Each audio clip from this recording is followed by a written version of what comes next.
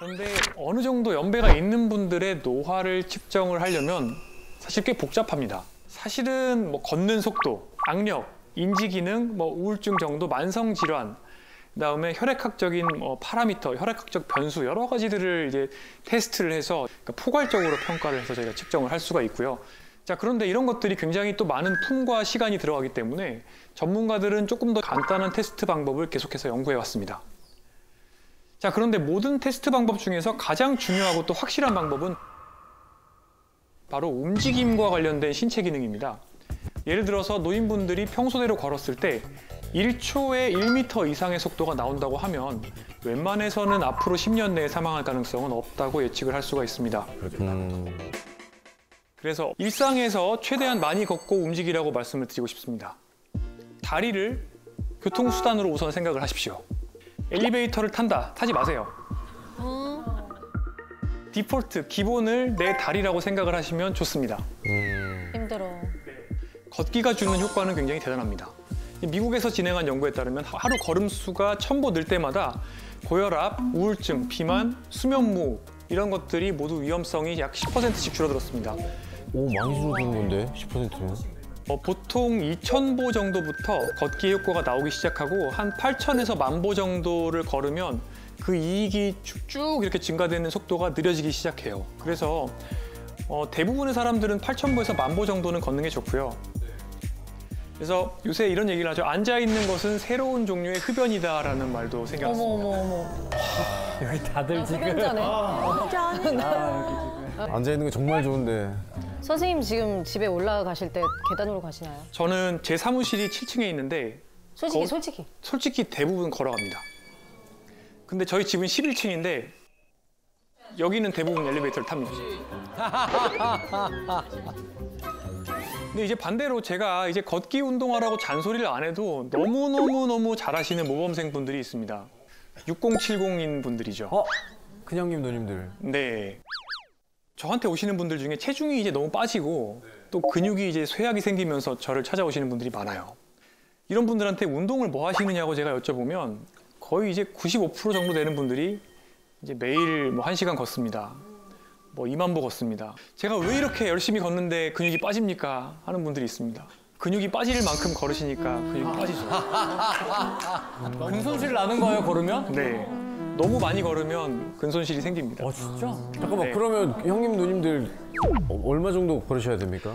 그래서 일단은 충분히 잘 드시고 그리고 걷기뿐만 아니라 근력 운동. 다른 운동들을 근력 운동 포함해서 다른 운동을 해주셔야 되는데 아, 같이 병행하시라고. 특히 건강검진하면 막 나옵니다. 당뇨 전 단계입니다. 또는 당뇨 초기입니다. 중성지방이 높아요. 이러면 이제 또 찾아보시고 아, 이거는 내가 생활 습관으로 하겠다. 네. 걸으시면서 한 10kg 빼시고 그리고 이제 이제 온몸이 아프고 막 쇠약감이 생기면서 저한테 오시는 거죠. 그런데 이제 문제가 근육의 밸런스가 깨져 있고 관절 가동 범위가 떨어져 있는 경우가 많죠.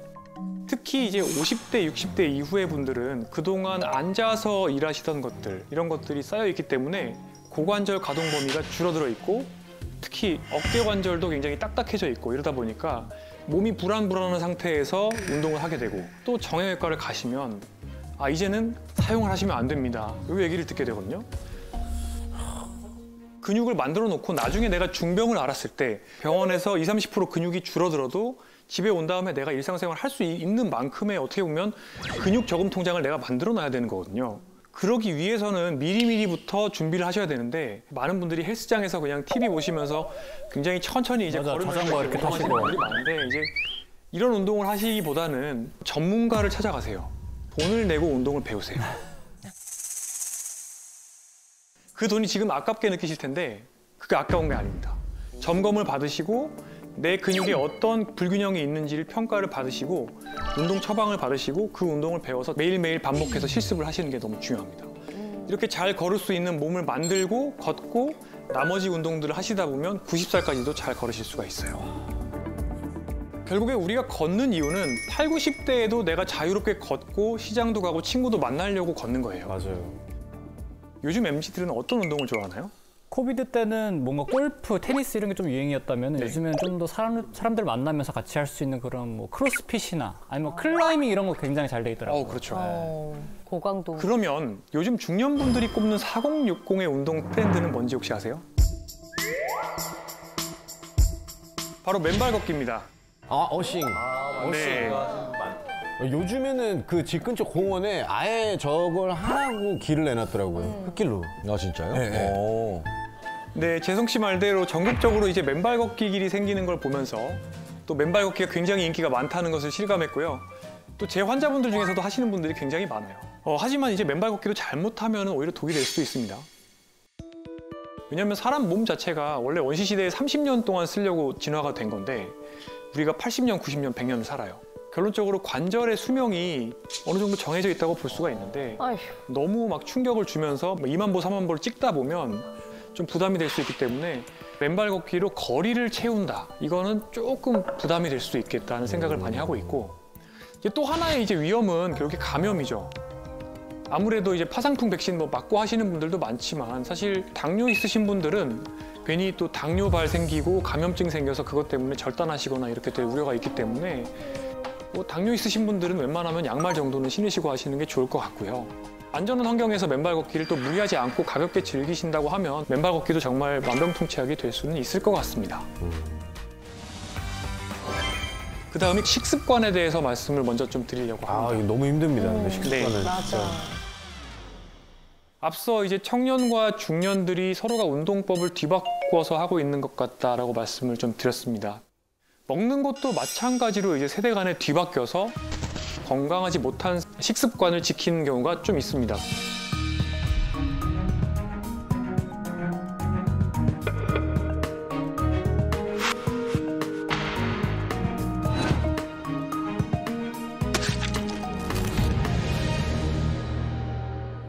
이것 때문에 실랑이가 많이 생겨요.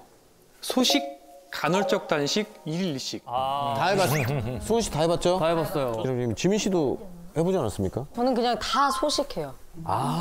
그래서 끼니를 많이 군살이었구나. 아니 근데 회식 때 또 술을 드시잖아요. 술을 좋아하죠. 근데 건너편에 박나래 씨, 허한나 씨 뭐 이렇게 앉아 있잖아요.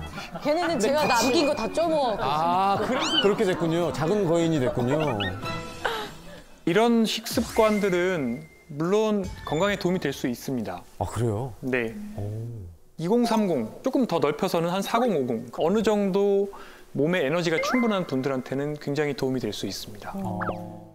제 병원을 찾아오셨던 50대 A씨가 있습니다. 비교적 이제 사업도 성공하신 분이고 또 자기 관리를 철저하게 정말 잘하시는 걸 또 장점으로 내세우는 분이죠. 그분의 식단입니까? 네, 그분의 식단입니다. 좋아 보이죠? 별 문제 없어 보이죠? 근데 이제 건강검진을 하셨어요. 마른 비만입니다. 체지방률이 굉장히 높아요. 거기다가 골다공증이 나왔고 당뇨병 전 단계에다가 고지혈증, 지방간. 다들 웅성웅성 하시는데요. 네. 식단 나오자마자. 총 열량을 계산을 해봤거든요. 그랬더니 기초대사량 정도를 드시고 있는 거예요.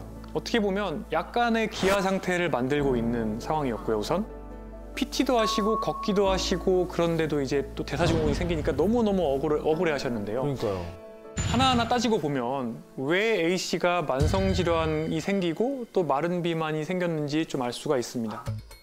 일단 바나나, 단순당이 많이 들어있어요. 네, 탄수화물이죠. 요거트에도 들어있습니다. 그리고 정제국물이죠, 시리얼. 아침에 혈당이 스파이크가 생기는 겁니다. 그러면은 그 스파이크가 생긴 다음에 점심 때는 식욕이 많아지죠. 아침에 혈당 스파이크를 경험한 사람은 점심 때 더 잘 생기거든요, 혈당 스파이크가. 그때 외식을 주로 하세요. 이 외식에는 또 액상과당이나 설탕이 많이 또 양념으로 들어갑니다. 네. 그래서 점심 이후에도 혈당 스파이크가 또 생깁니다. 아이고. 그 두 번의 스파이크 때 생겼던 과량의 탄수화물은 대부분 다 복부지방으로 즉각적으로 또는 지방간으로 즉각적으로 저장이 되고 있던 거죠. 저녁에는 탄수화물을 피하시려고 고기 위주의 식사를 하시는 것까지는 저는 좋은데 붉은 고기는 사실은 가지사슬 아미노산이라는 게 많이 들어있고 이런 것들이 또 인슐린 저항성을 높입니다. 거기다가 고위험 음주를 하시면 또 만성염증이 생기고 인슐린 저항성이 악화됩니다. 네, 그리고 술 드시면 배고프거든요. 그래서 자기 전에 과일을 드시는데 이 과일도 역시 탄수화물이라서 다시 또 체지방으로 쌓이는 거죠. 결론적으로 이제 A씨는 굉장히 밖에서 봤을 때는 우아한 겉모습을 가지고 계시지만 이제 지방이 배와 간에 쌓이고 또 근육은 빠지는 몸으로 이제 본인의 식단을 이제 만들고 가시는 거죠. 자, 그래서 일단 저는 설득을 해서 안 됩니다. 골다공증 약 드셔야 되고요. 당뇨약도 드시는 게 좋겠습니다. 라고 말씀을 드리고 동시에 이제 식단을 손을 봤습니다. 아침에는 일단 채소 위주 그리고 좀 당분이 없는 단백질 위주의 식사로 구성을 하고요. 저녁에는 자기 전에 드시는 과일을 좀 끊자고 말씀을 드렸고요.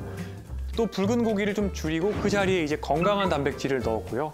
음주량은 한 번에 최대 와인 2잔 정도로 줄여보자고 약속을 했습니다. 점심은 외식 계속 하십니까? 네, 그래도 점심은 어쩔 수 없을 건데요. 근데 사실은 제가 처방한 당뇨약이 탄수화물의 흡수 속도를 굉장히 느리게 만드는 약이어서 혈당 스파이크를 제어를 할 수 있게 되었죠.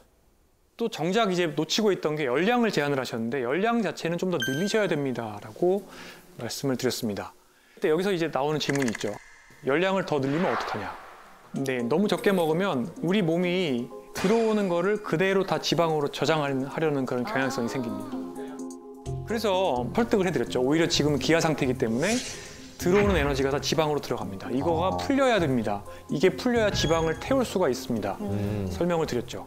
3개월 뒤에 어떻게 되었냐? 지방은 500g 빠졌습니다. 오히려 근육은 늘어났고요. 6개월 뒤에 혈당 범위도 정상으로 회복이 됐습니다.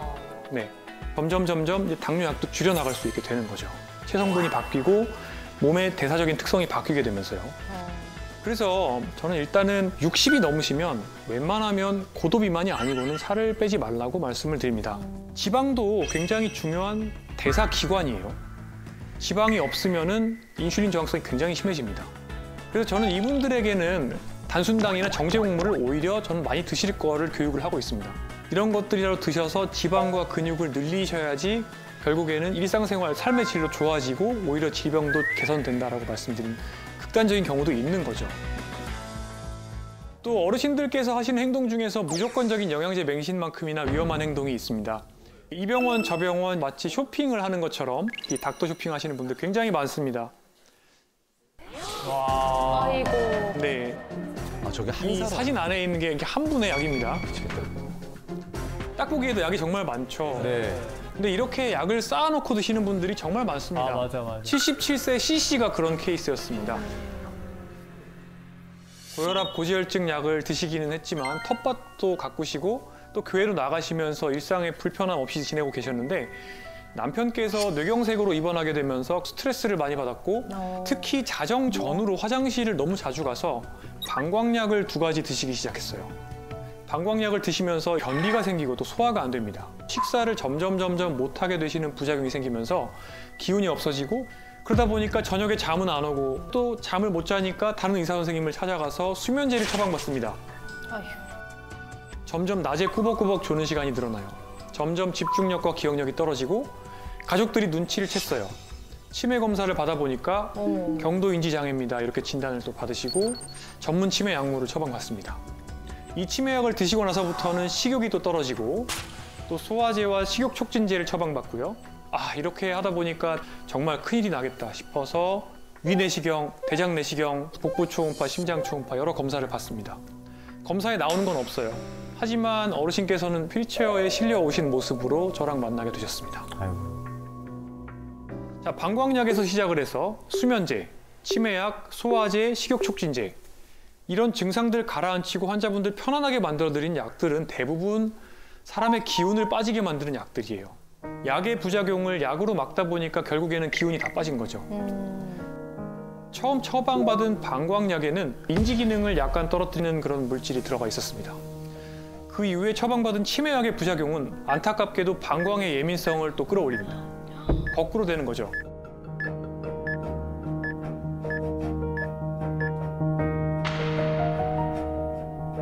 이렇게 상쇄되는 작용을 하는 약을 제거하고 부작용이 발생하는 약을 제거해주는 약물 정리 과정을 거쳤고요. 2주 뒤에 다시 CC와 그 가족들을 만났을 때는요. 다행히도 수면과 식사, 배변이 좋아졌고요. 또 한 달 뒤에 인지 기능을 다시 평가해 보니까 다행히도 정상 범위까지 인지 기능이 회복되는 결과를 봤습니다. 와. 이렇게 CC처럼 운이 좋으신 경우도 있지만 굉장히 답답한 경우에는 제가 이제 휠체어 타고 오신 분들도 약 정리를 열심히 해서 다시 걸어 다니시게 만들어 드렸는데 다시 여기가 저리다, 여기가 쑤시다, 어지럽다 하시면서 이 의사 선생님 가시고 저 의사 선생님 가시고 이게 결국에는 점점 약이 늘게 되는 거고요.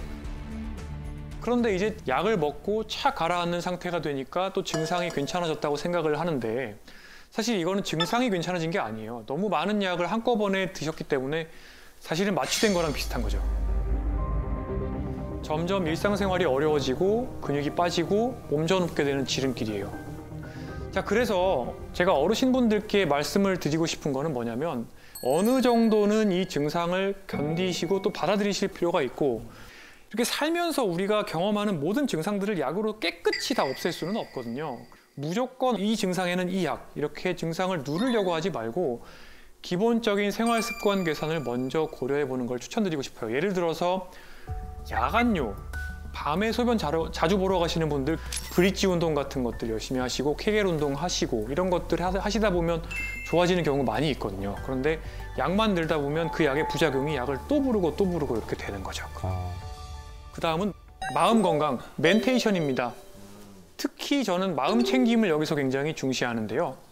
마음 챙김을 이해하려면 반대된 상태를 보시면 됩니다. 마음 놓침 상태죠. 정말 목적 없이 스마트폰을 스크롤하거나 쇼폼을 계속 보면서 자극을 탐닉하는 상태에 가깝죠. 이것은 마음 챙김에서 가장 멀어져 있는 마음 놓침 상태라고 볼 수 있습니다. 마음 놓침 상태가 계속되면 이것에 걸리기 쉬워집니다.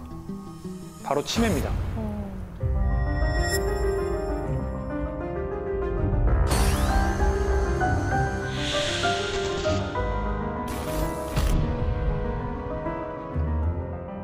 치매를 예방할 수 있는 마음 챙김 방법으로 환자분들께 제가 많이 추천드리는 게 있는데요. 바로 명상입니다. 근데 쌤 예전에 화투 네, 하도 많이 주시죠. 치면은 좀 도움 된다고 하긴 맞습니까? 맞습니다. 아, 그것도 약간 다른 건데요. 네. 인지 예비능이라고 해서 뇌 성능을 높이는 방법이 크게 세 가지가 있습니다. 첫 번째, 신체 활동, 운동이죠. 이제 두 번째가 머리를 쓰는 겁니다. 네. 세 번째가 사람을 만나는 겁니다. 이 세 가지를 다 하면 좋은데 오. 화투는 일단은 머리는 쓰고요. 또 사람도 만나잖아요. 아, 네. 화투 치러 가려면 집에서 나가서 또 가야 되잖아요. 걸어야 돼. 집까지 걸어가는데 산책. 그치. 집에서 방에서 명상. 완벽한 스포츠네. 시대에 딱 이상적인. 네, 그래서 실제로 브릿지 게임이나 마작이나 이런 것도 좋은 인지 활동이라고 되어 있긴 합니다. 화투도 비슷한 효과가 있을 거라고 생각합니다. 명상을 한 다음에 화투를 치면 나을까요? 화투를 치고 명상을 하는데 네, 하도 치고 돈 아니면 잃고 치면서 명상. 읽고 명상을. 사실 예전에는 명상을 약간 도닦는 분위기 뭐 이런 식으로 이제 많이 생각을 했었는데 요즘은 굉장히 많은 글로벌 기업이 자기네들이 명상센터를 따로 가지고 있습니다. 정말 많은 돈을 그 예산을 쏟아부어서 명상의 과학적 효과가 입증이 돼서 근데 명상이 너무 이렇게 어렵게 생각하실 필요가 있는 게 아니라 나를 조용히 온전히 집중할 수 있는 상황에서 신체는 이완시키는 모든 것들이에요. 제가 제일 좋아하는 명상은 달리기 명상, 수영 명상, 걷기 명상입니다. 그것도 명상이 되나? 네, 사고 나지 않을까요? 명상할 때 눈 감는 거 아닌가요? 네, 감을 필요가 없습니다. 그야말로 명상이라는 건 지금 이 순간에 머물러 있으면서 나의 호흡이나 내 관절이나 주변의 느낌들을 비판하지 않고 그대로 느끼고 있으면 되는 거거든요. 물속에 있으면 그게 그렇게 편하다고 하는 사람들이 많더라고요. 네, 굉장히 다양한 설거지를 하시면서도 명상을 할 수가 있고 청소기를 돌리면서도 명상을 하실 수가 있습니다. 그래서 지금 이 순간에 있는 머무르는 연습을 해보시면 굉장히 좋을 것 같고요. 저희가